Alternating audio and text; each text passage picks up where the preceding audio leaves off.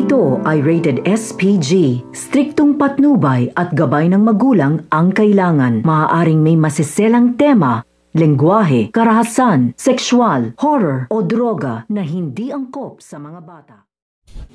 So ito nga si Rigor ay nangangako nga ito dito nga sa kanyang anak na ito nga si David na wag nga daw itong mag-alala dahil maghihiganti nga daw sila dito nga daw kay Tanggol at may paglalagyan nga daw sila dito nga daw kay Tanggol. Kaya nga ito nga si David ay masaya nga ito dahil sa wakas nga daw ay wala na nga daw dito sa kanilang bahay ito nga daw si Tanggol. Kaya ito nga si Tanggol ay sisirain na nga daw dito ng tuluyan ng kanyang buhay dahil hindi na nga daw siya nakakabalik dito nga daw sa kanilang bahay dahil sa galit nga nito nga daw ni Rigor at sa pagpapalayas nga sa kanya nito nga daw ni Marites. Kaya nga ito nga si Tanggol ay mandurukot na nga lang ito at tuloy na nga rin sisirain ang kanyang buhay. So makakaabangan nga natin dito ang pagsira nito nga ni Tanggol sa kanyang buhay. Yan ang ating mga pakakatukan at pakakaabangan dito nga lang sa FPJ's Batang Quiapo.